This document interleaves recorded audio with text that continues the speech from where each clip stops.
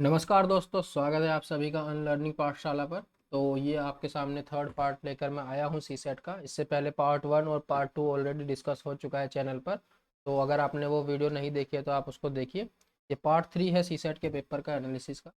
तो चलिए स्टार्ट करते हैं। पहला क्वेश्चन है हमारा, in a group of 120 person 80 are Indians and rest are foreigners. एक ग्रुप है 120 पर्सन का जिसके अंदर 80 जो है आपके इंडियन है और बाकी रेस्ट जो 40 बचे वो आपके फॉरनर्स हैं। Further 70% in the group can speak English. के अंदर से 70% जो है वो इंग्लिश बोल सकते हैं। ठीक है, तो हमें बताना था number of Indians who can speak English is. ऐसे कितने इंडियंस हैं जो इंग्लिश बोल सकते हैं। ठीक है, पहली चीज 70 जो पर्सन है वो इंग्लिश बोल सकते हैं। अगर हम माने कि जो 40 के 40 फॉरनर्स हैं वो इंग्लिश बोल पा रहे हैं। ठीक है, तो 40 इंग्लिश बोलने वाले फॉरनर्स हो गए यहाँ पर। तो उसके अलावा बचे हमारे पास 30 ऐसे पर्सन जो इंग्लिश बोल सकते हैं। वो 30 कहाँ से होंगे? वो 30 इस 80 में से ही होंगे। तो मिनिमम 30 इंडियंस तो ऐसे होंगे ही होंगे जो इंग्लिश बोल रहे होंगे। ठीक है, क्योंकि 40 हमने मैक्सिमम जितने हमारे पास फॉरेनर्स थे हमने सबको मान लिया कि सारे के सारे फॉरेनर इंग्लिश बोल रहे हैं। ठीक है, तो बाकी जो 30 बचे वो इंडियंस में ही होंगे। तो इंडियन 30 इंग्लिश बोलने वाले तो कंफर्म होंगे ही होंगे। अब ये हमने 40 मैक्सिमम माना है। अगर हम माने कि 39 ऐसे फॉरेनर्स हैं जो इंग्लिश बोल सकते हैं या 38 ऐसे फॉरेनर्स हैं जो इंग्लिश बोल सकते हैं, तो बाकी जो एक बच गया यहाँ से फॉरेनर जो 39 फॉरनर्स बोल रहे हैं, तो बाकी जो एक इंग्लिश बोलने वाला बच गया वो कहाँ पर शिफ्ट हो जाएगा? यहाँ पर। तो 30 से ज़्यादा हो जाएंगे 31। अगर 38 ऐसे फॉरनर्स हैं जो इंग्लिश बोल पा रहे हैं तो हमारे पास इंडियन जो है वो बढ़ जाएंगे, यहाँ पर 32 हो जाएंगे इंग्लिश बोलने वाले। ठीक है, तो यहाँ पर अगर मैक्सिमम ले रहे हैं तो इंडियन 30 होंगे। और जैसे जैसे हम यहाँ से इसकी वैल्यू कम करेंगे कि अगर 39 फॉरनर्स बोल रहे हैं, 38 फॉरनर बोल रहे हैं, तो उतने ही जो इंग्लिश बोलने वाले पर्सन है वो इंडियंस में ऐड हो जाएंगे। तो इसका आंसर या तो 30 होगा या 30 से ज़्यादा होगा। इसका तो कोई मतलब ही नहीं बनता 20 का। 30 और 30 ये दोनों भी ऑप्शन गलत हो गए। 30 और मोर। ठीक है, चलिए next question. There are two classes A and B having 25 and 30 students respectively. In class A, the highest score is 21। एक क्लास A है और एक क्लास B है। इसमें हाईएस्ट स्कोर जो है आपका वो है 21 एंड लोवेस्ट स्कोर जो है आपका लोवेस्ट स्कोर वो है आपका 17। और अगर हम क्लास बी की बात करते हैं तो वहीं क्लास बी में हाईएस्ट स्कोर है हमारा 30 एंड लोवेस्ट स्कोर है हमारा 22। ठीक है, अब देखो 4 students are shifted from A class to class B. 4 students जो है ए क्लास से बी क्लास में शिफ्ट कर दिए गए हैं। ठीक है, 4 स्टूडेंट शिफ्ट कर दिए गए हैं। तो हमें बताना है the average score of class B will definitely increase. कि जो एवरेज स्कोर बी का है वो डेफिनेटली डिक्रीज करेगा। ठीक है, देखते हैं। देखो बी क्लास में क्या है, लोवेस्ट स्कोर 22 है और एंड हाईएस्ट स्कोर 30 है। तो इसकी जो एवरेज है, बी क्लास की जो एवरेज है वो कहाँ पर लाई करेगी? वो 30 से लेकर के 22 के बीच में ही लाई करेगी एवरेज बी की, बी एवरेज। ठीक है, तो अगर और यहाँ पर अगर हम ए की बात करें तो ए की एवरेज कहाँ पर लाई करेगी? ये लाई करेगी हमारी 17 से लेकर के 21 के बीच में, क्योंकि हाईएस्ट 21 है और लोवेस्ट 17 है। अगर हम यहाँ से 4 बच्चे शिफ्ट कर रहे हैं, ठीक है, बी के अंदर, तो अब देखो अगर हम मैक्सिमम वाले भी 4 बच्चे शिफ्ट करते हैं, ऐसे 4 बच्चे हैं मान लो जिनका हाईएस्ट स्कोर 21 है, अगर हम उन बच्चों को भी शिफ्ट कर रहे हैं जिनका हाईएस्ट स्कोर 21 है, तो भी बी की जो एवरेज वैल्यू है वो डिक्रीज ही होगी। क्यों? क्योंकि बी की जो मिनिमम वैल्यू है वो 22 है और एवरेज वैल्यू मान लो 25 है इसकी, बी की, हमने लेट एज्यूम कर लिया।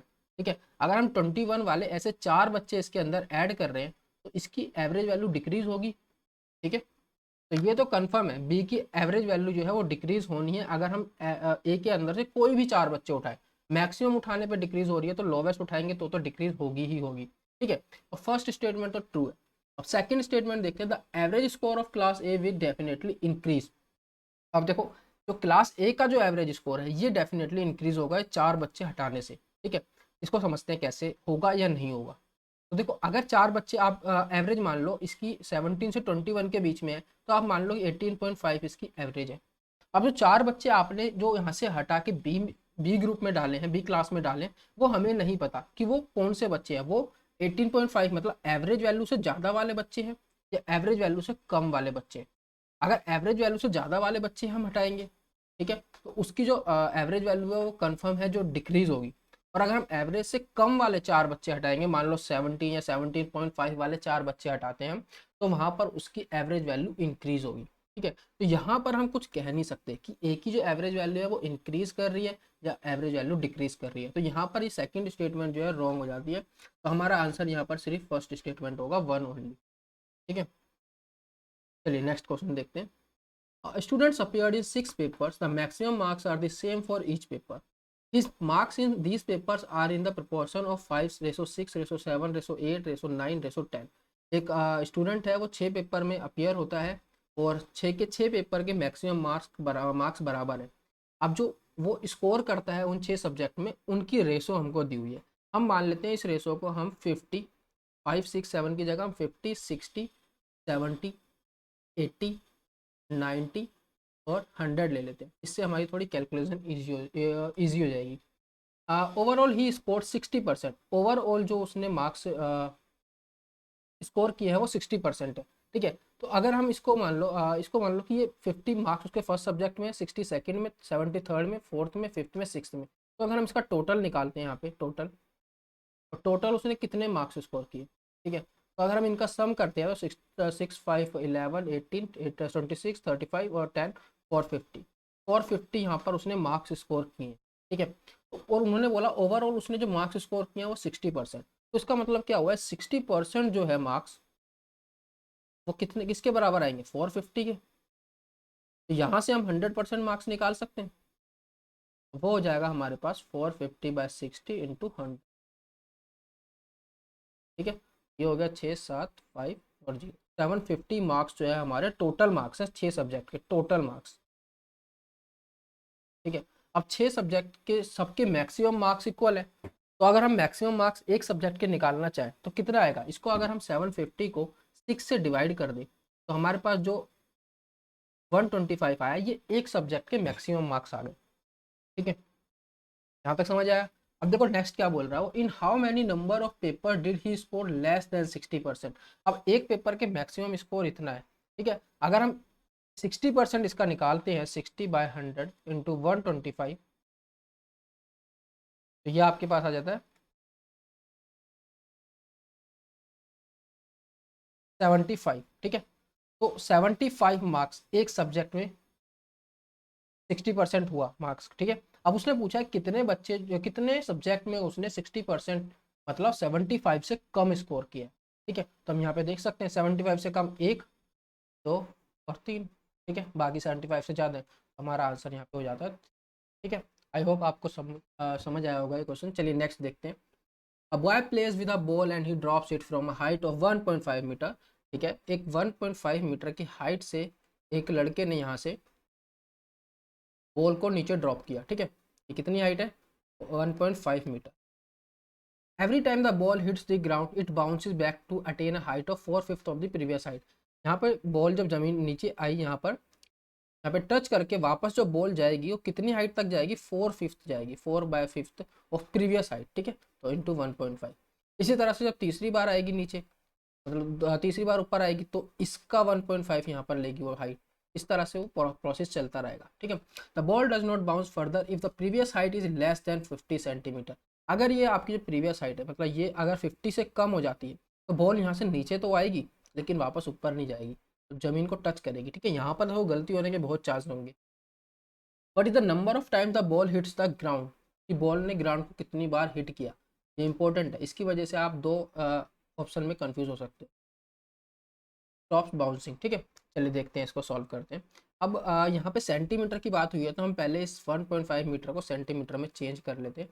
तो ये हमारे पास हो जाएगा 150 सेंटीमीटर। अब पहली हाइट के बाद, अब फर्स्ट बाउंस के बाद पहली बार में बॉल कहाँ तक वापस पहुँचेगी, एक बार टच करने के बाद ग्राउंड को, इसका 4th 5th 4 5 5। तो ये हो गया आपके पास 120 सेंटीमीटर। मतलब दूसरी बार बॉल ऊपर आएगी यहाँ पर, तो 120 सेंटीमीटर तक वो ऊपर जाएगी। उसके बाद सेकेंड टाइम में 120 का 4/5, तो ये हो जाएगा आपके पास 2 4 24 4 96 सेंटीमीटर। ठीक है, थर्ड टाइम में बॉल कितना ऊपर तक आएगी, 96 × 4/5, तो ये आपके पास हो जाएगा 8 और 19 4 38 और 76.8 सेंटीमीटर। फोर्थ टाइम में इसका 4/8 4/5 सॉरी, इसको अगर आप सॉल्व करोगे तो ये हो गया 7 14 15 और 15 36 डिवाइडेड बाय 25, तो ये हो गया 6 पे बचा 3 1 पे 7.04 61.4 के आसपास जाएगा, 61.4 सेंटीमीटर। फिफ्थ टाइम इसके अगर हम इसको देखें तो 4/5 टू 10, तो ये गया 2 पे, ये गया 25 पे, ये हो गया 12 28 अपॉन में 25, ठीक है। तो इसको करेंगे हम 4 पे, बचा 22 9 पे, तो 49 के आसपास आ गया, तो 50 से कम डिस्टेंस हो गया। इस बार क्या होगा, बॉल नीचे तो आएगी, टच तो करेगी जमीन को, लेकिन वापस नहीं जाएगी। तो कितनी बार बॉल ने टच किया, एक बार, दो बार, तीन बार, चार बार, और देखो फर्स्ट टाइम आई यहाँ से, फिर तरह से देखो, फर्स्ट टाइम आई टच करके वापस गई 120 सेंटीमीटर, दूसरी बार आई टच करके कितनी गई 96 सेंटीमीटर, थर्ड टाइम आई यहाँ पे टच किया 76.8 centimetre, fourth time I touch किया 61.4 सेंटीमीटर, फिफ्थ टाइम आई यहाँ पे टच किया 49 सेंटीमीटर, ठीक है। अब सिक्स टाइम आएगी नीचे, नीचे देखो यहाँ पे आएगी नीचे, अभी यहाँ पे टच करके 49 सेंटीमीटर गई, अब हमें यहाँ पे पता चला कि 50 से उसका डिस्टेंस कम है, हाइट कम है, तो यहाँ से अब वो नीचे तो आएगी, टच तो करेगी जमीन को बॉल, ठीक है, लेकिन वापस नहीं जाएगी। तो यहाँ पे कितना हो गया, 1 2 3 4 5 6, 6 आंसर हो गया। और यहाँ पर ज़्यादातर बच्चे 5 आंसर लगा के आए होंगे, क्योंकि उन्होंने इस वाली कंडीशन को कंसिडर नहीं किया होगा, ठीक है। तो हर बार यूपीएससी इस तरह का एक आधा क्वेश्चन जरूर डालता है, लास्ट टाइम भी डाला था एक जो मेंढक वाला क्वेश्चन था, वो वेल से बाहर आ रहा था स्टेयर्स के थ्रू, तो लास्ट में आके वहाँ पे कंफ्यूजन हो रहा था कि ये वाले स्टेयर काउंट करेंगे या नहीं करेंगे, ठीक है। उसी तरह का ये क्वेश्चन भी कंफ्यूज करने वाला है थोड़ा सा। चलिए नेक्स्ट देखते हैं। Integers are listed from 700 to 1000, in how many integers the sum of the digits 10। हमारे पास 700 से लेकर 1000 तक इंटीजर्स हैं, हमें बताना है ऐसे कितने इंटीजर्स हैं जिनकी डिजिट्स का सम 10 आएगा, ठीक है। तो देखो पहले हम वो सारे इंटीजर लेते हैं जो 7 से स्टार्ट हो रहे हैं, ठीक है, 700 से लेकर के कहाँ तक, 799 तक।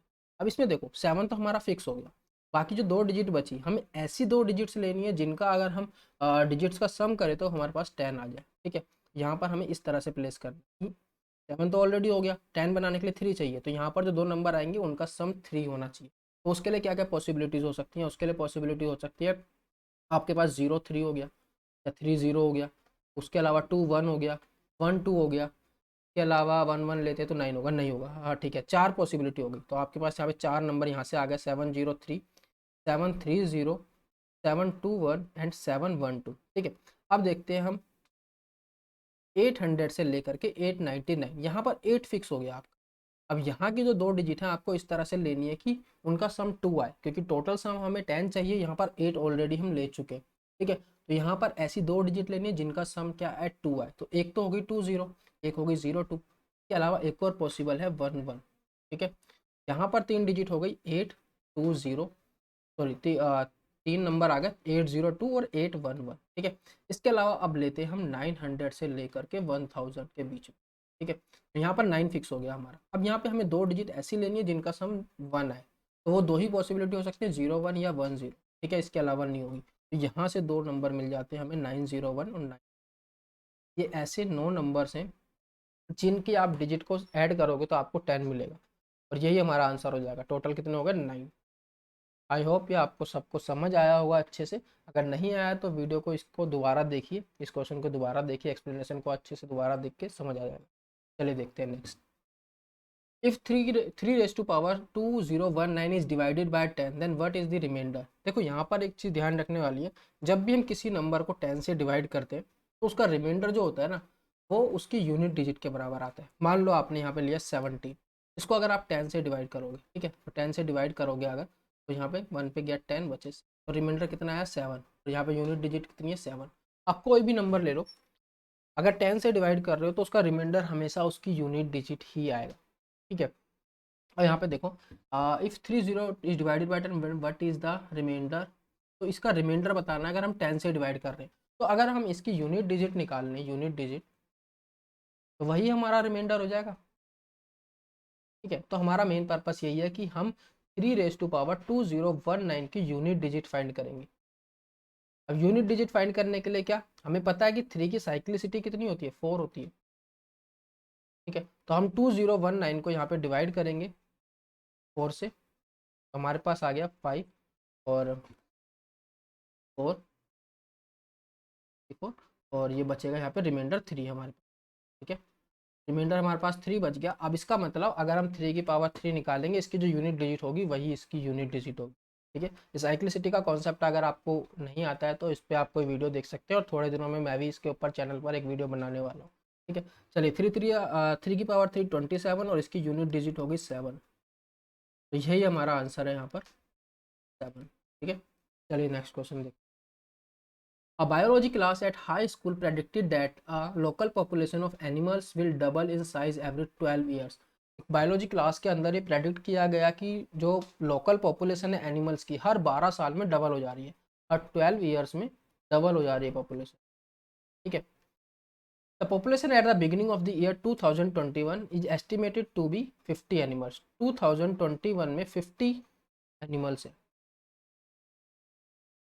If P represent the population and represent the years, then which of the following equation represent the model of the class? तो हमें यहाँ पर बताना है कौन सी इक्वेशन जो है इस कंडीशन को सेटिस्फाई कर रही है कि हर 12 साल में हमारे एनिमल्स जो है डबल हो जा रहे हैं। ठीक है, एन ईयर्स को रिप्रेजेंट कर रहा है, पी पॉपुलेशन को रिप्रेजेंट कर रहा है। ठीक है, तो चलो यहाँ पे देखते हैं, अगर 2021 में 50 एनिमल्स हैं तो 12 साल बाद कितने हो जाएंगे, 12 ईयर्स बाद यहाँ पर हो जाएंगे 2 × 50।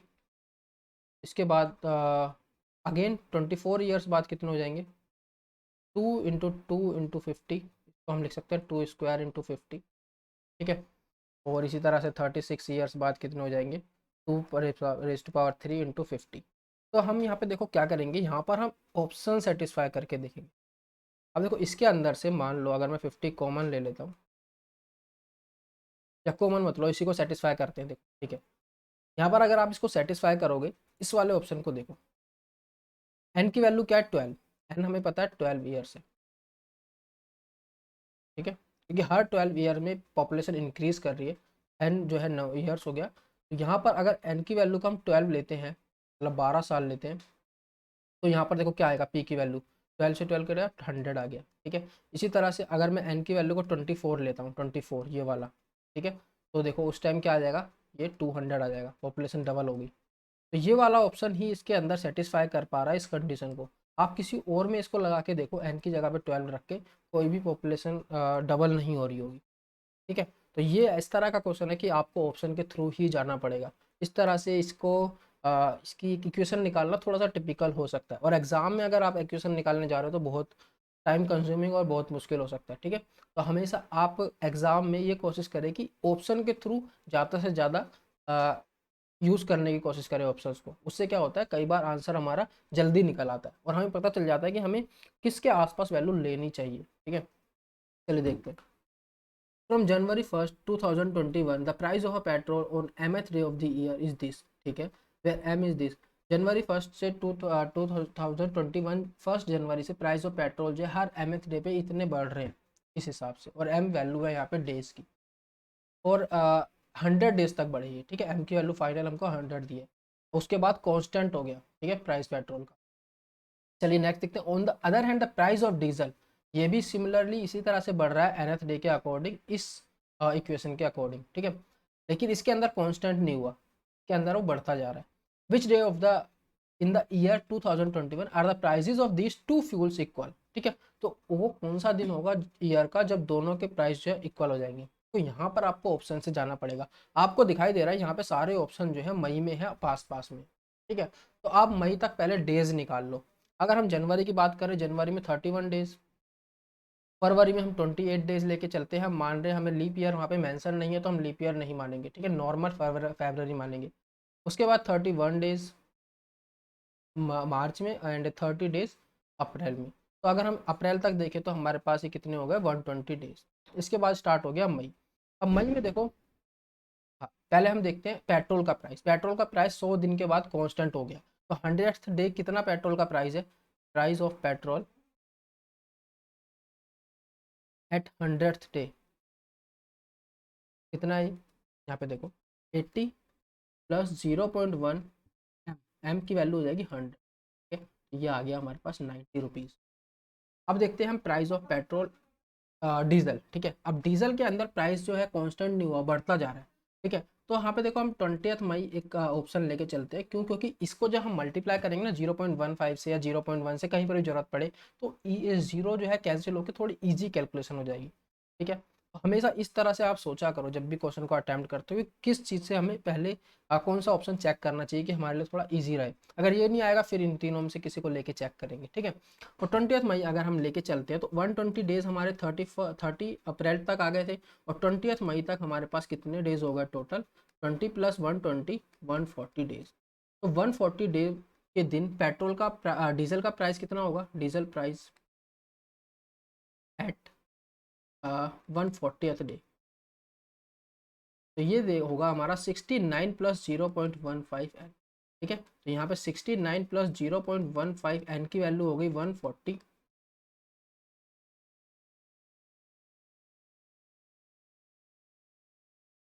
यहाँ पर एक जीरो और आएगा। ठीक है, और 140, और ये हो गया 69 + 15 × 14 हो गया आपके पास 210, और ये नीचे 10 है तो ये कैंसिल, क्या हो गया? 90 रुपीज़। देखो यही ऑप्शन हमारा ठीक आ गया, यहाँ पर भी 90 रुपीज़ आ गया और यहाँ पे भी 90। तो 20 मई वो डे है जिस दिन पेट्रोल और डीजल के प्राइस जो है सेम होंगे। ठीक है, बाकी ऑप्शन आप चेक करोगे तो आंसर गलत आएगा। चलिए नेक्स्ट क्वेश्चन देखते हैं। A pie diagram shows the percentage distribution of protein, water, and other dry elements in the human body.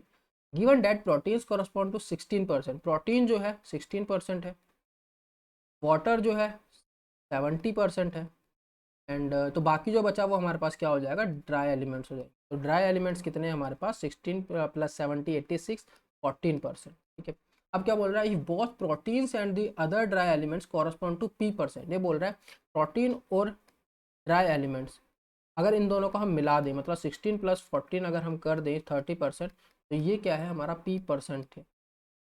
तो हमें बताना है P का सेंट्रल एंगल कितना होगा। ठीक है, तो मतलब 30% का सेंट्रल एंगल कितना होगा? तो ये तो ईजी है। ठीक है, हमें पता है 100% का सेंट्रल एंगल होगा 360 डिग्री। तो अगर हम 30% का निकालते हैं तो 360 डिवाइडेड बाय 100 × 30, ये आ गया आपके पास 36 × 3 68 108। ठीक है, 108 डिग्री, ये आपका आंसर। ठीक है, ये इजी था। चलिए नेक्स्ट देखते हैं। X said to Y, at the time of your birth I was twice as old as you are at present। X से Y से कहता है कि जब आपका बर्थ हुआ था तब मैं, जो आपकी एज अभी है उसका मैं डबल था। मान लो Y की एज अभी जो है कुछ भी ले लो, P है। ठीक है, अभी P है, तो उसने बोला जब आपका बर्थ हुआ था, मतलब P ईयर्स बैक की बात कर रहा है, उस टाइम वो इस एज का डबल था। ठीक है, तो इसका मतलब क्या हुआ? X जो है 3P के बराबर हो गया। समझ आया कैसे? देखो Y की अभी एज P है। ठीक है, जब इसका जन्म हुआ होगा मतलब P ईयर्स पीछे, उस टाइम X की एज इसके डबल थी, इसके डबल मतलब 2P थी। अब वापस हम इसी टाइम पे आते हैं तो इसकी एज P बढ़ जाएगी, दोबारा से 3P हो जाएगी। X की एज हो गई हमारे पास 3P।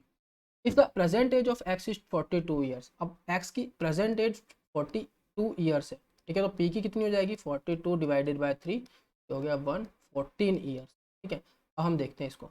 8 years ago the age of X was 5 times the age of Y। 8 साल पहले, 8 साल पहले, अभी X की 42 है, P की 14। 8 साल पहले इसकी एज कितनी होगी? -8, तो ये हो गया 34, और इसकी एज कितनी रही होगी? -8 6। तो अब वो बोल रहा है कि 5 टाइम्स है एक्स की एज, वाई से 5 टाइम्स है। अगर हम 6 का 5 टाइम्स देखते हैं तो 30 होनी चाहिए थी, लेकिन ये 34 है, तो इसका मतलब ये स्टेटमेंट हो गई गलत। सेकेंड स्टेटमेंट देखते हैं।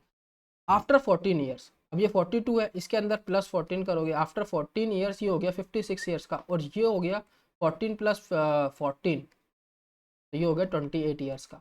After 14 years the X would be 2 times the age of Y. Age Y की एज से डबल हो गया, तो ठीक है, ये 28 क्या है? ये उसका डबल 56 का है, 28 × 2, तो वाई की एज से डबल हो गया। ठीक है, तो इसका आंसर क्या होगा हमारे पास कि second statement is only solution of this question. ठीक है सर, बी। चलिए नेक्स्ट देखते हैं। Joseph visits the club on every 5th day Hers visits on every 24th day, while Sumit visits on every 9th day. If all three of them met at the club on a Sunday, then on which day will all three of them meet again? Simple सी बात है, यहाँ पर जब भी हमें एक दे रखा हो किसी के बारे में, ये इस तारीख को मिल रहे हैं, उसके बाद नेक्स्ट मीटिंग निकालनी है, तो हमेशा एलसीएम लेते हैं। ठीक है, तो यहाँ पर अगर हम 5, 24 और 9 का एलसीएम लेते हैं यहाँ पर, तो हमारे पास कितना आएगा? 3 3 9, 8 5 40, 360। ठीक है, 360 आ गया। अब मतलब 360 के बाद जो अगला दिन होगा ना, उस दिन वो दोबारा से मिलेंगे, मतलब 361st डे को वो दोबारा से मिलेंगे। तो हमें निकालना अभी वो किस दिन मिल रहे हैं? संडे को मिल रहे हैं। तो 361 दिन के बाद, मतलब 361वां दिन जो होगा, उस दिन कौन सा डे पड़ेगा?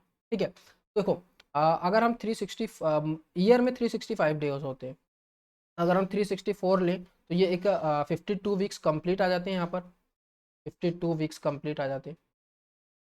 ठीक है, तो उससे अगला दिन जो होगा वो संडे पड़ेगा। अगर 364 वीक डेज में अगर हम बात करें, 52 वीक्स कंप्लीट हो गए, तो उसके बाद जो अगला दिन आएगा वापस से संडे आएगा। ठीक है, यहाँ पर 365th डे पर ये चीज़ ध्यान रखना कैसे आ रहा है। ठीक है, कि एक और डे हो गया, एक और डे का मतलब संडे, है ना। अब संडे आ गया, इसके बाद हमें निकालना 361st डे, तो हम यहाँ से 4 पीछे चले जाएंगे। 362 पे 364th डे पे क्या आएगा हमारे पास? सैटरडे। 363 डे पे क्या आएगा हमारे पास? फ्राइडे। 362 डे पे क्या आएगा हमारे पास? थर्सडे। और 361 डे पे हमारे पास क्या आएगा? वेडनेसडे। ठीक है, तो इसका आंसर हो जाएगा हमारे पास वेडनेसडे। आई होप ये आपको समझ आया होगा, नहीं आया तो इसको दोबारा से देखिए, समझ आ जाएगा। चलिए नेक्स्ट क्वेश्चन देखते हैं। If the price of an article is decrease by 20%, एक आर्टिकल है, उसका प्राइस को 20% डिक्रीज किया गया, then the new price is increase by 25%। जो आपके पास प्राइस आया उस प्राइस को दोबारा से 25% इंक्रीज कर दिया, तो नेट चेंज निकालना है। तो ये तो काफ़ी ईजी है। मान लो हमारे पास 100 प्राइस है उसका इनिशियली, इसको 20% अगर आप डिक्रीज करते हो तो कितना बच गया हमारे पास? 80। अब इस 80 को आपने 25% बढ़ा दिया, तो 80 का 25% अगर निकालते हो आप, तो ये आएगा 20। 80 में 20 ऐड करोगे तो 100।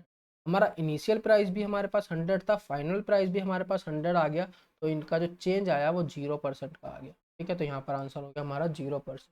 ठीक है, नेक्स्ट देख। When a certain number is multiplied by 7, the product entirely comprises ones only. What is the smallest such number? See, देखो यहाँ पर आपको ऑप्शंस के थ्रू ही जाना पड़ेगा, जल्दी हो जाएगा।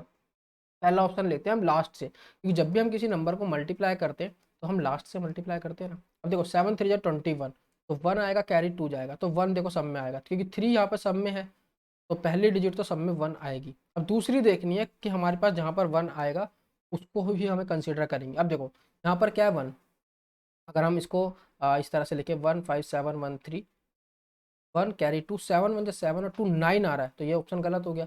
इसी तरह सेकंड में लास्ट में 23 है, तो 1 कैरी 2 आया था, 7 2 14 और 2 16, तो यहाँ पे 6 आ गया उसकी यूनिट डिजिट, तो ये भी नहीं होगा।